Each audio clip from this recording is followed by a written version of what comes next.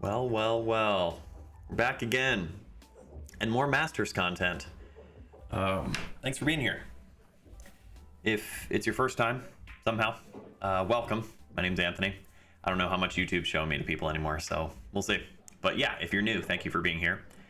This is my channel. It's called On the Snap, and I do commentary of my videos. So I'm basically just doing a breakdown of why I do what I do and how I recover from situations, and I'm just trying to get out, guys, you know? So this was opening up off a dry break. My opponent broke, and I'm just going to try to sweep these up. I'll try to give a description as I go, but basically I'm just looking to, early in the set here, establish a tempo and a presence at the table, I should say. Want to slide over and get a look at something. The 11 in the side might have been nice. I don't think I could have really held it for the 9 while still letting out the stroke, or, you know, not really running afoul of these here. So coming across makes sense. If I'd come across even more, I might have contented myself with a 12. But this is a good little scenario here to keep that short table position of not moving around too much. By the way, there should be room noise and background music for this video. Just doing a little experimenting. I heard from some of you last time that you like to have the room noise, and I do too, by the way. I like to hear the room in the videos and get a sense of the space and hear the balls going down and hear the clicks and all that good sensory stuff. Going after a combo here, by the way, because it was just sort of the best shape to keep me centralized.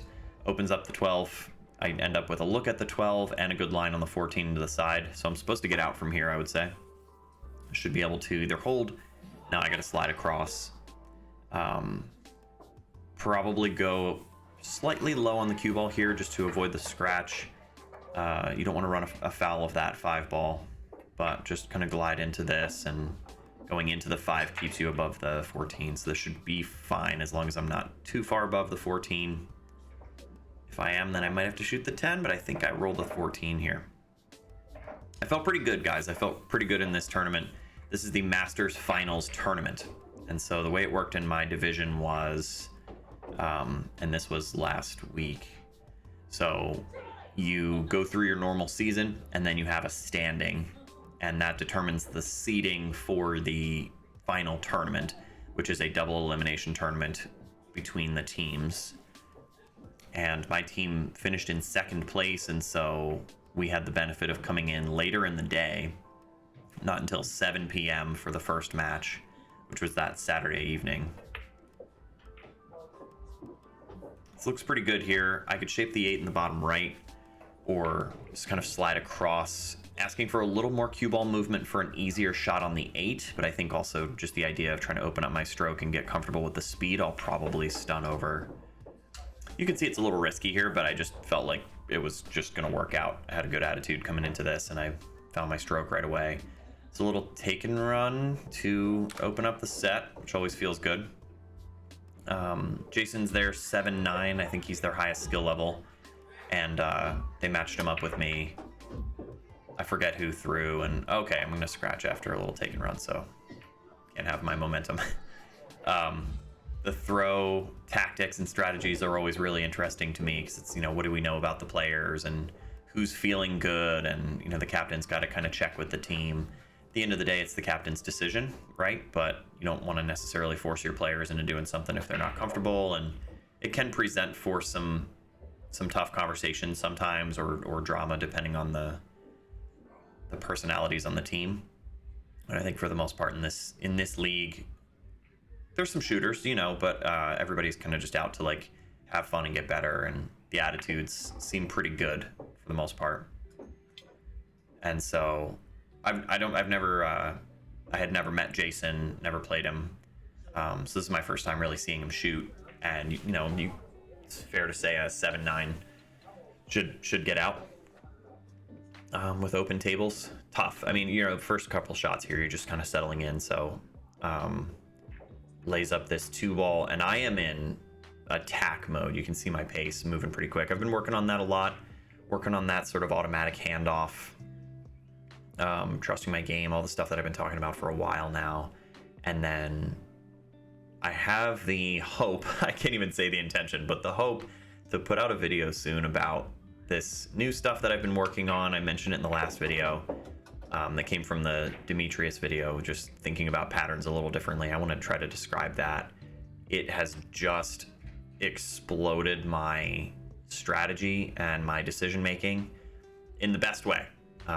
Exploded it in the best way because I needed a revamp. I have just been playing the same kind of somewhat effective patterns for a very long time, and then in the extremely limited practice I've been able to put in at home, I'm getting great results. And I'm not even good at these new methods yet, but when I bring it into matches, I get great results, and it's really telling. I think it is, and Demetrius talked about it this way in his video, but it's what will help a good player get on the track to great, help to kind of break plateaus, and especially that threshold of what makes a 600 into a 700 kind of question. These are pretty good lines here. You would think kind of come off the 15, come out and down. If you can get reasonably straight on this guy, then you have a good line to come out and across the 13. 8 obviously doesn't go up here, so we'll need a solution for that. 9 balls here, so you need a solution for that too. Right now might be good for the 9, because then you stay online for the 13. I think the right decision is shoot the 9 ball now, but I might not feel comfortable with that. Because you shoot the 9 and then you either go into this guy or you end up sliding over for the 3rd. Yeah, I don't like it. I think that's the right shot, but I don't like it. You're supposed to shoot that. I'm looking at shooting this, getting that angle on the 13, and then sliding over for the 9. I feel like this goes wrong.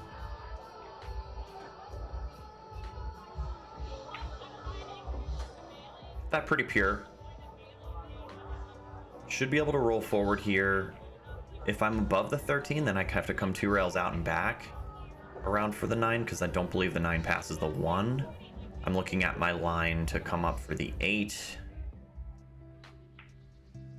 No, I think, yeah, so playing the 9 in the side, it's tough because you're asking the cue ball to go the wrong way, right? It's not naturally tracking towards the 8. That's one of those new things that I've been thinking about. Just finding those natural lines, let the angle do the work kind of thing. So I wanted to come out and across, and I hooked myself on the 1, just trying too hard to be on this side under the 9, not wanting to be straight on the 9 or above the 9 to where the cue ball is going away from the 8. So trying a little too hard to stay down here means that I rolled myself into the 1. Combination of, I think it was the right decision, but it's a combination of not committing to the proper spot and maybe not quite having the right speed. So let's just make a good hit here. It's fine. And you hate to turn over this table. I'm not really going to tie anything up, but I also don't, mentally, I just don't want to burn energy on that. It's so early in the set. You can't be too broken up about that. I was picking good lines for the most part. And coming out of the gate pretty strong on the first rack. I still think the confidence was high at this point. So just, I'm not going to worry about it too much, I guess.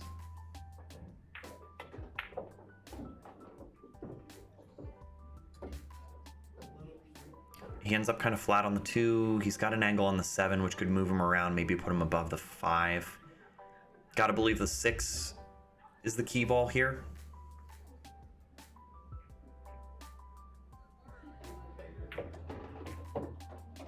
Goes into the flat 2 ball. There's a lot that can go wrong with the shape on that one, but it works out okay. It's still a little funny because he's on the wrong side of the 7. In order, shooting the 7 down here, kind of coming out and across, you're asking a bit much. The 6 is very shootable, and I think if you're feeling comfortable, which doesn't seem like he is, you would just shoot the 6 and come across for the 5 or the 7. But he's going to play safe. This is a real short bridge. And he missed it. I verify it's ball in hand. I remember him saying something, I don't know if it's audible, but I remember him saying that he felt like it swerved off. Some of you might have seen the short that I made out of this situation. And I've had a lot of comments, thank you. Some of you, I recognize the screen names. for putting comments in there. Just an interesting situation. And so I was hearing a lot of comments about you shoot the 9 here and just draw back a little bit, right? And then you're above the 8. This is a very manageable shot. I like that. I think that's pretty simple. You shoot the 9 down here with follow, and I looked at that. I wanted to try to track the cue ball so that it would come up here, but I just felt like the 5 played too big. Best shot is probably just shoot the 9 and draw back into here if you can scrape past the 5. I try to push the 5. So I try to sort of go into the 9, force follow, really let up on the stroke though, and I went too solid into the 5. If I had come off the 5 and slid across, that would have worked. The other suggestion I really liked was shooting the 9 that way, so in the 9 in the bottom right, and then coming off the 9 and try to develop the 8, nudge the 8 off the rail, hit the top side of the 8 so that you're going to end up above it. This is a makeable ball. I let up on the stroke a little bit. You can see even coming into contact with the rail up here, basically, you kind of bank it in. I mean, it caught the point and still almost went at a higher speed. That goes. I mentioned that in the short. So I just needed to firm the ball and didn't hit it properly. Maybe a little scared of the cut.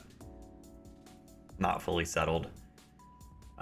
Decent effort though, I think, given where I ended up. Could have set myself up better though, is the ultimate takeaway. So chance for Jason here, right? To steal. And I think, yeah, you're supposed to just snip this 7 ball. You always land on the 5. Should settle him in here. And then, you know, shooting the 6 like he did, really kind of letting his stroke out. Let's up on the 7 just for the slow roll. Maybe he didn't like the bit like firmer kind of stop shot that he had on it. And it looks like he wants to roll this. But he kind of lunged at it. Leaves me on the 8.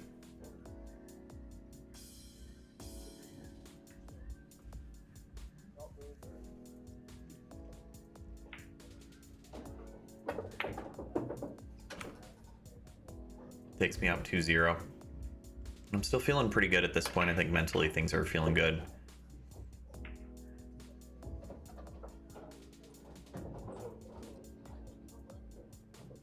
I wasn't able to make it out for a lot of matches this season, so I ended up with a really bad result in terms of games won and lost, matches won and lost.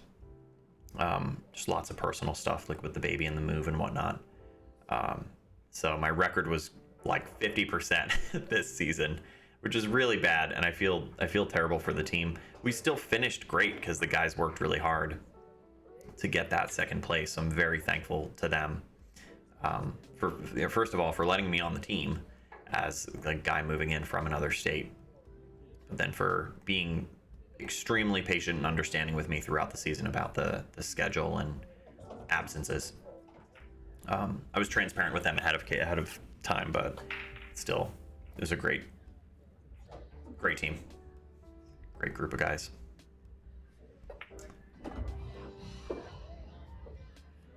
Drop in the 3 here. I guess I'm not afraid of the 2. It looks like the 6 ball connects with these 2. So I want to play that line on the 6. Might be tough to hold it from back there though, huh? Unless I'm thinking about running into the 1 and the 4.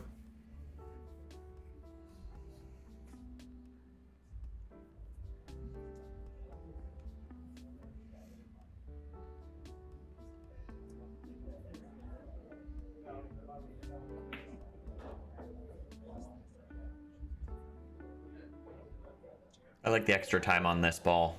You just don't want to take this for granted. Kind of firm that in and come across. I do land on the 6. I'm checking my line to run into the 1 and the 4. Consideration here is to take out the 6 early, not just to develop the 1 and the 4, but to eventually get above the 7. So I'll need the 1 or the 4 to cooperate in such a way that they give me a good line to get back up table. Don't take this one for granted either. Pretty similar to the 8 ball that I missed earlier, a bit farther off the rail. A little help from the 9 ball. Let's see where we end up. Ooh. So it comes out and across and does not make contact with the 1 and the 4. So probably just wrong tip position, I guess, to roll into the 1 and the 4. Don't really end up with great options. Doesn't look like the combo plays. Consideration might be coming off the 1 and putting him where my bridge hand was just now, leaving him up table or down table technically by the rack.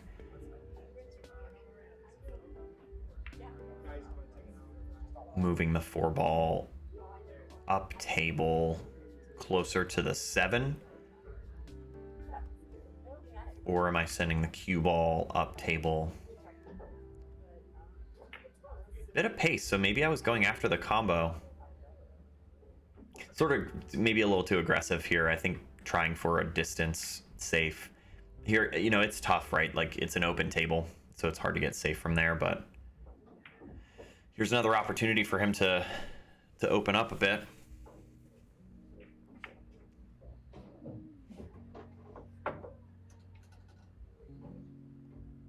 Everything goes. There's really no problems. The 10 and the 15 could make good key balls. The 12 makes a kind of a perfect key ball if you didn't have to shoot it now. I don't think he has to right now, but maybe he just likes the 12 to the 13. Ends up running into the 7, which makes it a little nicer for me.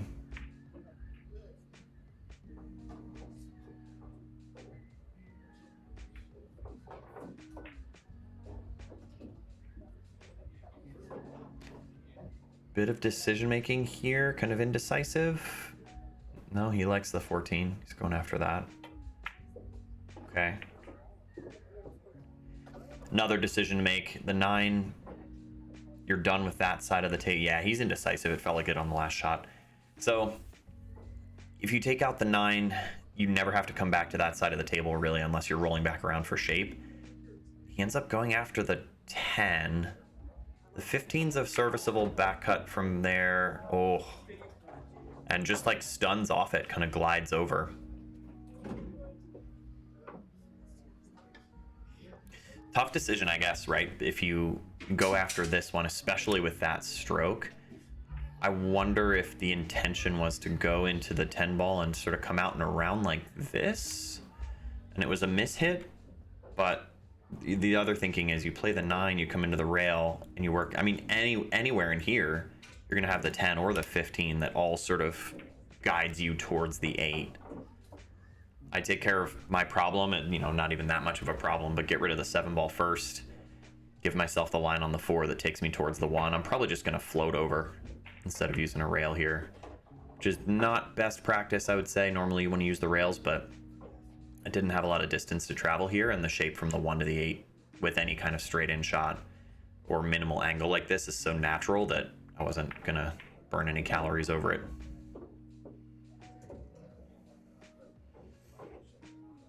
Little spin move for flair, I guess.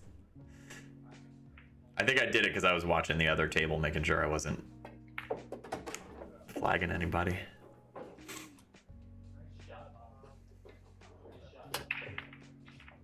Go 8 ball. Nope. So our first match was Saturday at 7 p.m., as I said. And then if we had lost that match, we would have played earlier Sunday morning. And if we had won that match, we would play later on Sunday.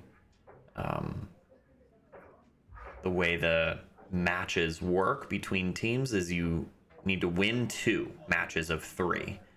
And what they were doing at this tournament is you would start your first match, and then as you approached that 1 hour mark, you would start your second match. And if my team, for example, wins those 2 matches, then you don't play the third one. There's no need. But if you're into the second match, around the hour mark of that second match, you would start your third.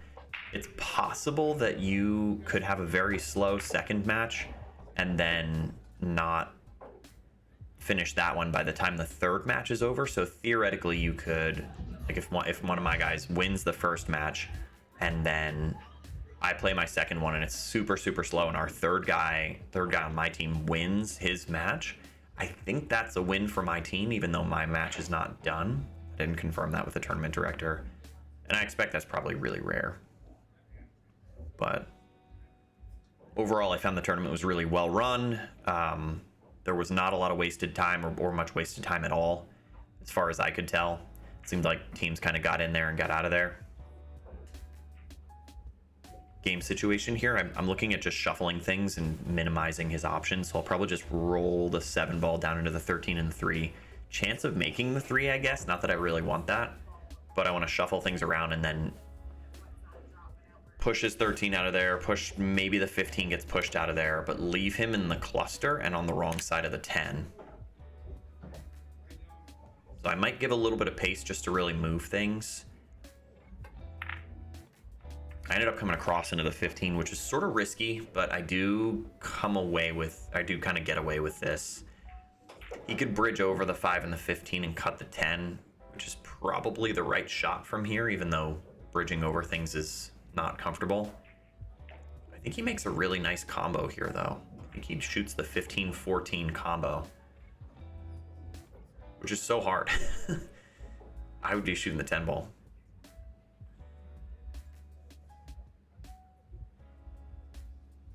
Yeah, watch this.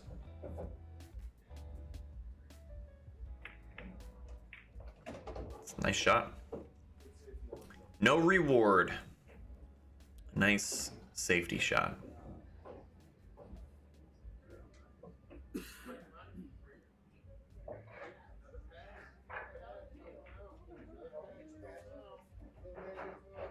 From here, yeah, I guess you either kick at the 10 to make it, or you kick into the 13, get a rail, and keep the cue ball down table.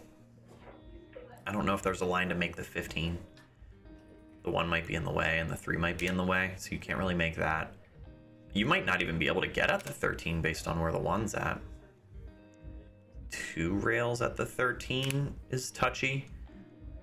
Making or just hitting the 10 ball is probably his best bet.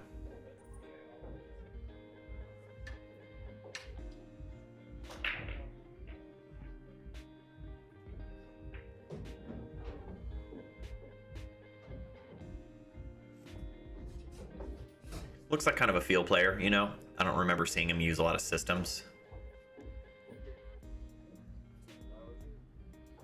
2 ball goes, 6 ball doesn't go in the top right, but 2 plays, 6 plays here. The 3 is the problem. You got to look at that right away. The 3 ball does go over here. It's kind of thin, but after playing on my home table for a bit now, these league cut pockets, guys, it's just like, you can do so much with them. It's really evident in a later match that I have recorded where it looks like the pocket's blocked, right? Like, you could casually look at it and say that is not enough room, but there's room. There's a lot of room in these pockets. So I'm gonna play the 3 and snip back for probably the 6 in the side, if not getting under the 5 or the 1. There's so many options here, but solving the 3 and then the 6 right away is going to maximize my chances of getting out. Might just snip back. Yeah, maybe the 6. Let's see. I think normally I would... Yeah, I went for just like kind of minimum. I used to play those a lot more aggressively, where I would put on more draw and more spin to try to get into this rail and back out, which I think is probably just too risky, generally speaking. The 1 ball plays fine here, but the side pocket's brought into play for the scratch. I think I'm still under the 6 enough that I can get across table. Caught a bit of a roll. Came into the 6 full enough that I flirted with the 12. So caught a roll and ended up on the 2. It was the right line, but that was an overzealous pace, I'd say. And now the 2 naturally takes me. I gotta wait for table up here. Table naturally takes me over towards the 5-1 and the 7.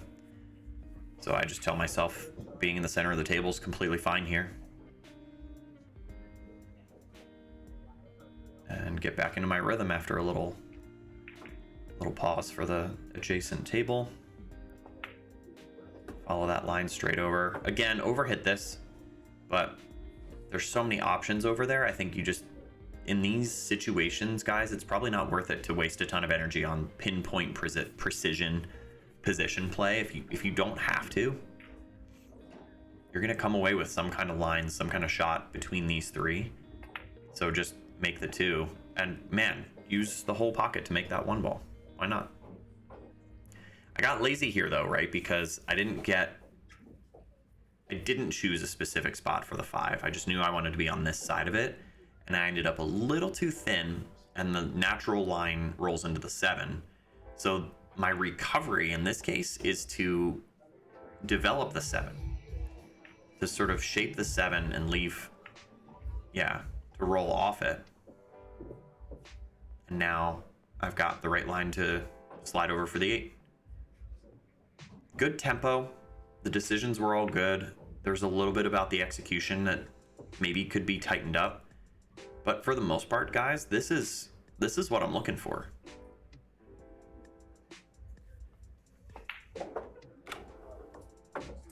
It's a good out.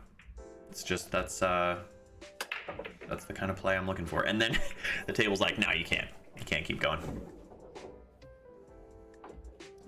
I changed my break. I went from the second ball break, which I should be using all the time in APA. I just get frustrated with it sometimes, so I want to hit a crisp head ball break. You never know if the rack's any good and how the table's breaking between the second ball and the head ball. So I know that best practice is that second ball break, but I don't put in the time with it. I don't practice it as much as I need to really have that confidence.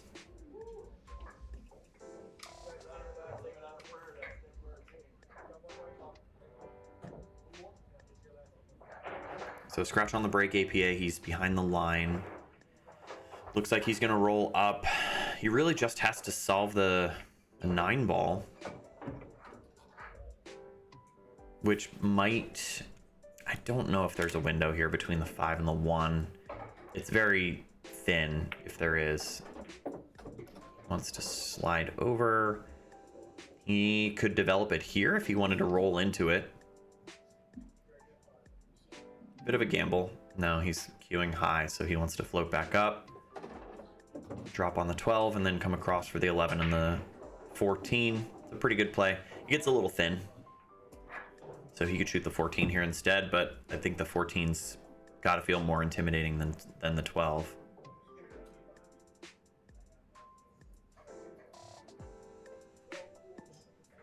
Hit it nice. Pretty unlucky to get the 11 ball lined up for a combination after all that. But still workable. I think that was the right pace. He was going to try to contain the 12 ball from there. And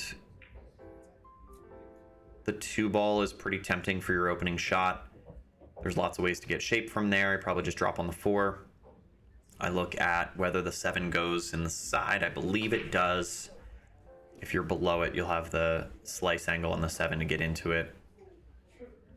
That's probably the right play here, guys, is to try to get from the 6 to the 7 or just on the 7 and then use the 7 to develop the situation here.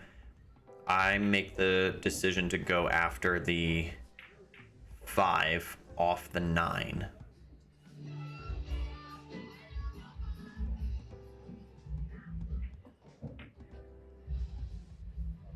You could play safe here too. You could go into the 3 and put him under the 8. Something like that. More conservative, but... So I got into the 5 pretty well, but I just hit the wrong line on the 5. Went very full into the 9, almost like a kick and stick, and stayed right there. Great opportunity for him. I feel like as long as he picks the right sequence and is on the right side of the ball, he should be fine.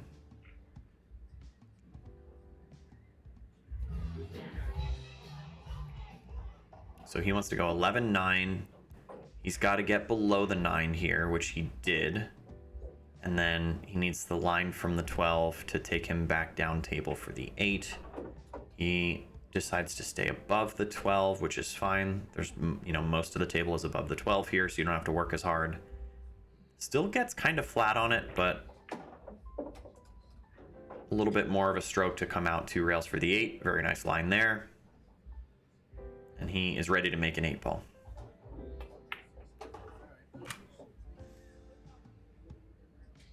and into 9-ball. You can't relax on these guys, you know.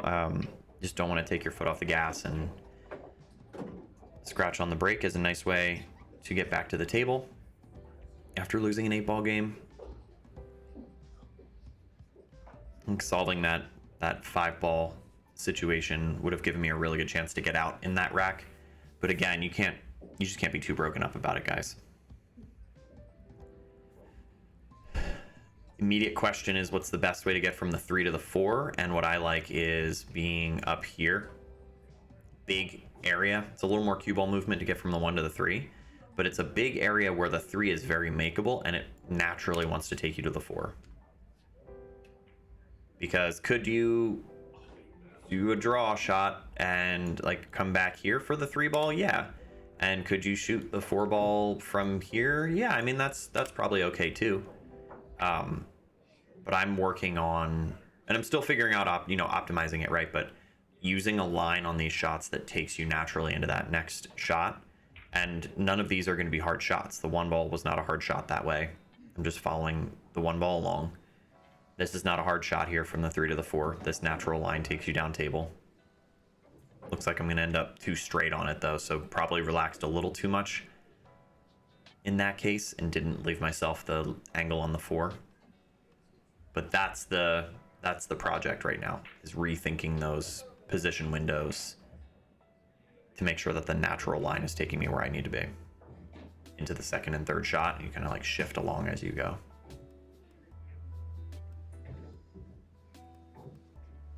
A stop shot here would be totally fine. The 6-ball is playable.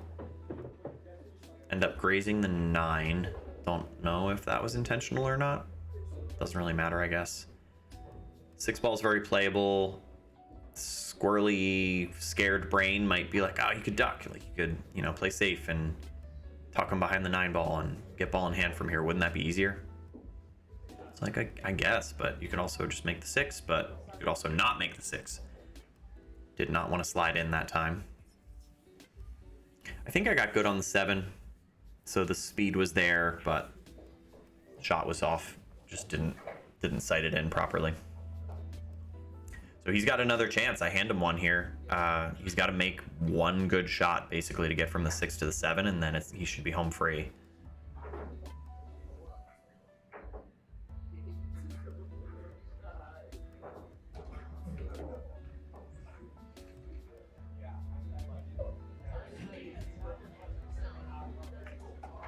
Comes into it pretty full. Out and across table. Probably a little steeper than he wanted, but he's still got a line to come across.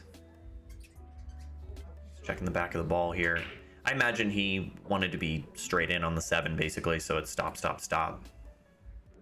But he can still recover. Gets into the 7 pretty thin. You could see it was sort of overcut. The 7 went to this side of the pocket. And he's on the back side of the 8, but still workable. Checking the line on the 8. Should be able to just slide across, avoid the side pocket, naturally shape the 9. You can just roll this one in and you should get pretty good on the 9. He wants to come out and across again. But you're almost always going to come away with some kind of nice shot on the 9. I mean, imagine that, you go all the way to here or all the way to here. You obviously, this is going to be the worst of the 2. But most of the table is going to be a fine shot on the 9-ball.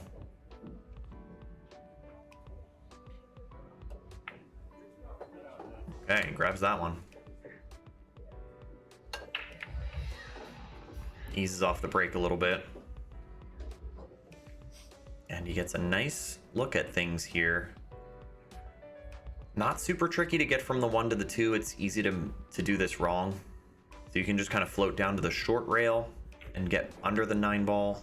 He might even be full enough on the 1 that he can come straight back. If you like the window between the 7 and the 6, you could go for that, but he wants to go around. And this is that line. You either come straight down with a stun or you use the rail. It's a good play.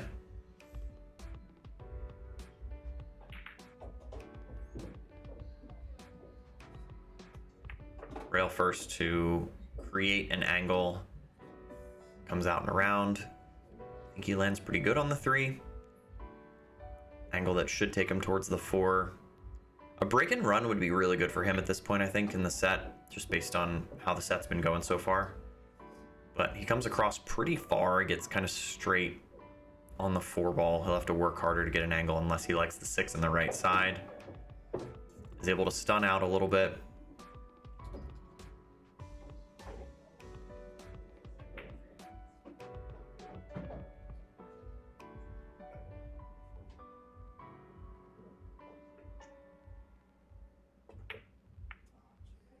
I think that was, he was trying to kind of tighten that up and follow it to the side rail and out.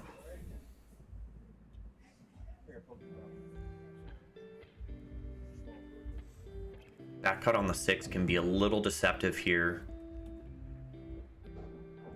because depending on how thin you go into the 6 ball, you don't want to run afoul of the 8 and get stuck up table, which is what I was kind of gesturing at there. Drawing off this ball. These are pretty worn in, pretty seasoned tables, so the draw should take pretty normally.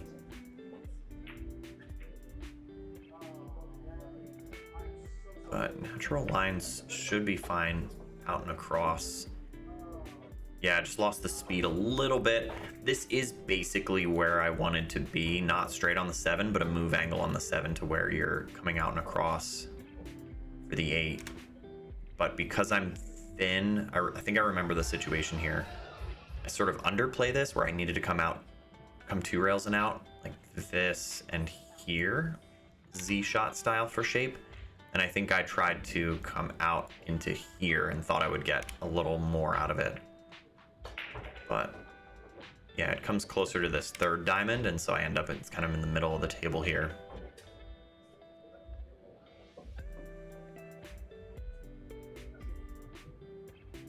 It's another situation where the decision making wasn't great. I think I just sort of fire at a bank. Trying too hard to get into that rhythm that I had before and not making the conservative game-winning choice, which is a safe from here, right? You can just go thin off the 8 and send them back out and around. You might even be able to get thin off the 8 enough to do one of these, get them under the 9.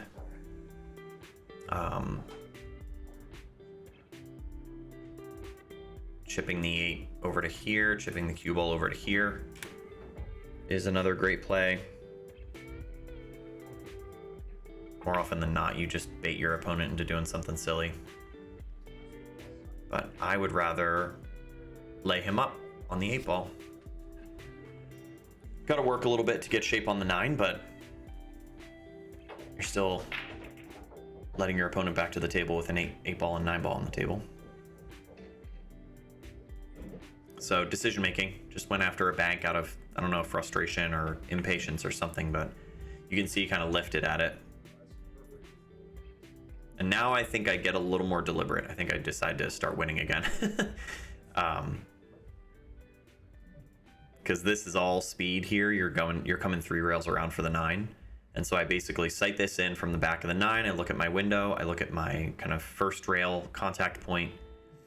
And I want to get smooth through this 8 ball, let the angle do the work. I already have a very nice natural angle to come around, but just a smooth stroke to come up and through. And the idea is, you know, if you go thinner off the 8, you don't have to get super cute like I did here, but you know, like anywhere in here is good. So above it is typically, you know, generally speaking, better than below it. 9 almost goes.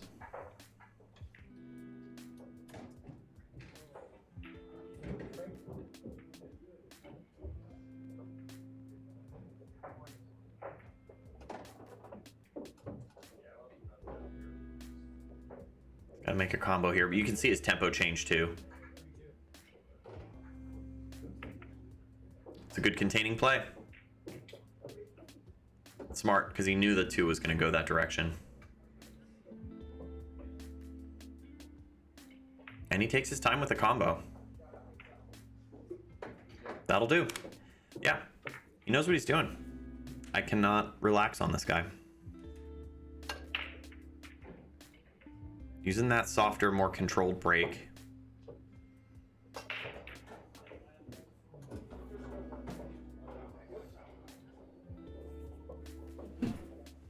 Play safe from here, because it can be tough to get from the 1 to the 2.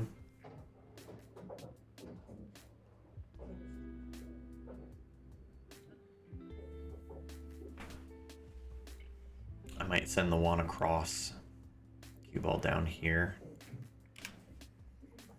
Try to tuck him under that cluster.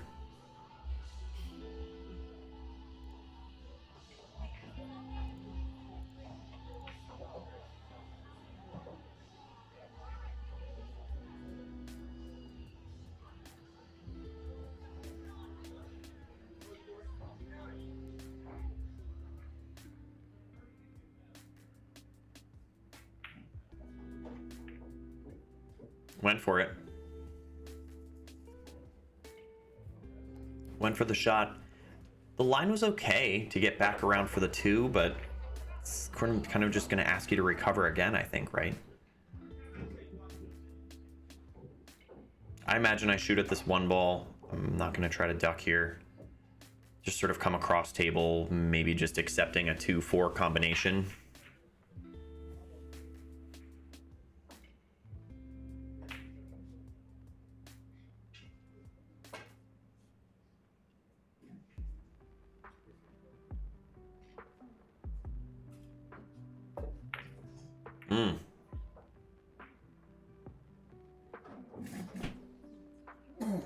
Decided to shoot it into the rail instead. Playing the 4 is viable if you can control the 1. The bank back here, you see a lot of people try that too, because then your cue ball's coming out and around, and it should land above the 2. Pretty natural, safe. Glance off the 1 and leave the cue ball behind the cluster. Back cut from the 1 to the 4 is playable too. Yeah. It's not a bad play because there is a lot of table to end up on the 1. Pretty unfortunate that he went so thin into the 1 that he gets hooked.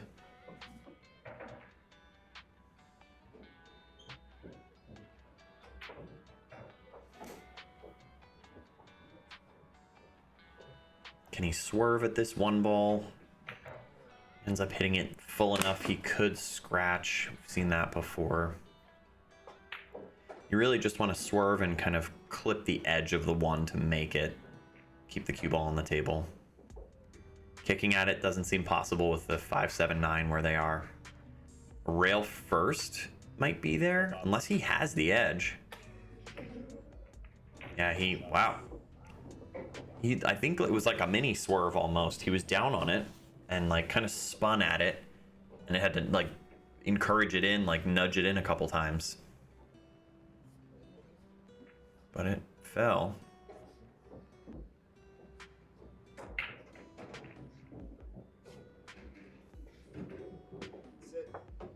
Came away with the 2 ball on the side.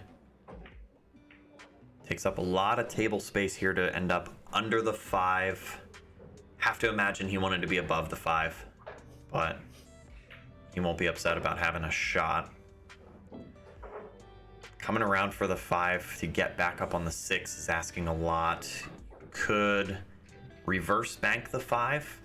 I might see players try that, where the 5 is crossing and the cue ball still tracking to the 6. Otherwise, you're doing this, and there's a lot of traffic. To draw off the 5. Oh, he was trying to tuck me in the pack there. Trying to play safe. That was all cue ball. Trying to draw straight back off the 5 and put me under the pack. That's tough. It's tough to do that instead of just using a cut angle on the 5 and guiding the cue ball over that way. Just going like a full draw stroke off.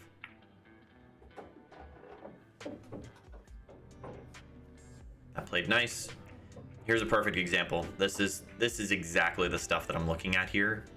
Roll the 5 in. I know I want some kind of angle on the 6 that moves me towards the 7. Use these rails to go into the 6 and come into the line of the 7. But I want a line on the 7 that takes me above the 8. Getting below the 7 here.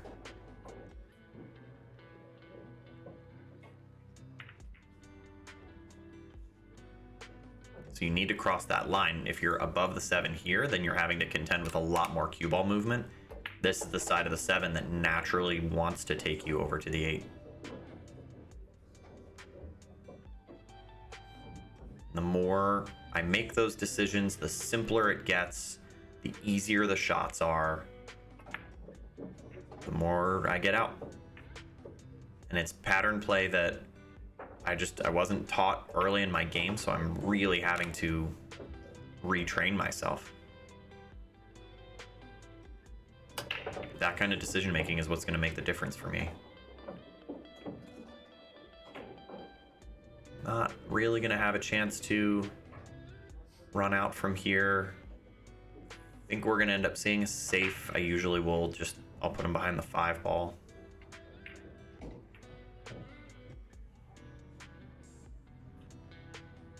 That looks okay.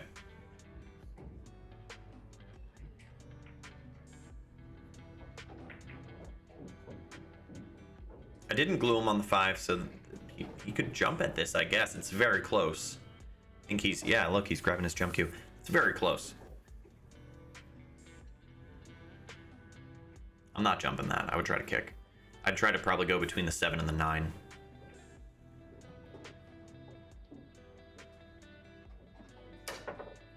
Yeah, there's no way, dude.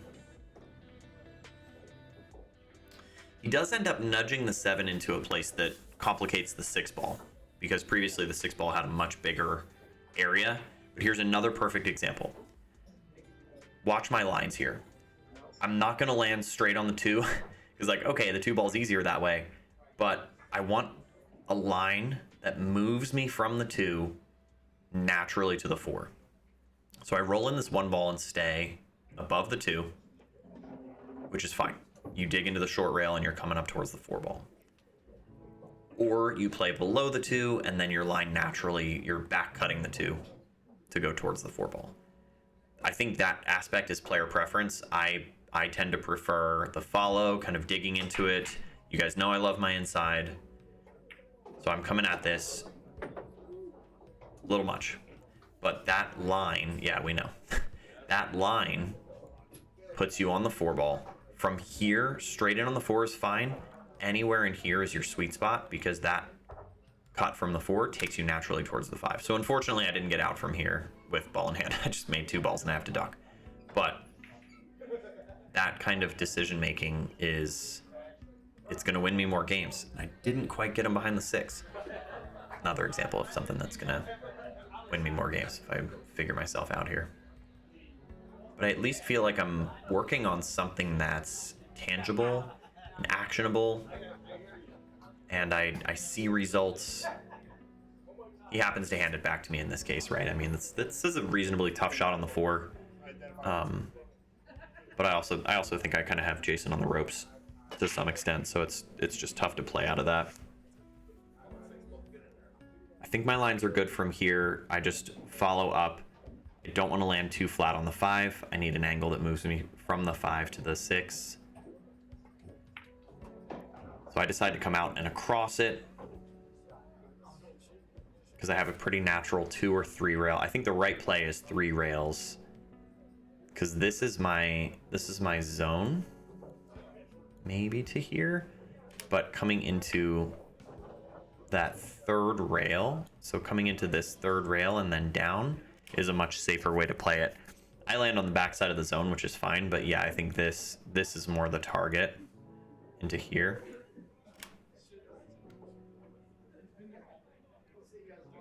But either way, even though I'm not getting precisely where I'm aiming, I'm not there yet. You know, I need practice with that still to get even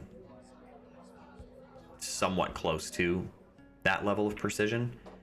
But it's just because I'm making better decisions about where I'm going, my odds are better. And I just don't have to work as hard. I don't have to recover as often. It's a game changer, guys. It's been an absolute game changer here. So good first set. I felt really good for the most part. Like I said, there was just not a lot of waiting around that day of the tournament. Things went pretty quickly. It was just the one for me that night. So when I won my match, I think we had won the previous one, so the guys didn't have to finish up the match that was the match that was up on the other table up here. They didn't end up having to finish that because I won mine. So we were done for the night, and we came back the next morning. There's more on the way. I got everything, almost everything recorded. Some of the recordings failed, so I had to skim it from the live, so you have the graininess to look forward to. I don't think it turned out that bad, in fairness. And some of my best play yet is in there, so I'm looking forward to showing that.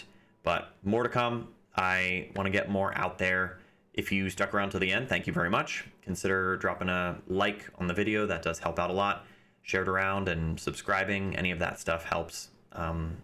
And I'm going to get out as much as I can, but like I said, it's been super busy. So thanks for your patience. And yeah, hopefully the next one will be out there soon.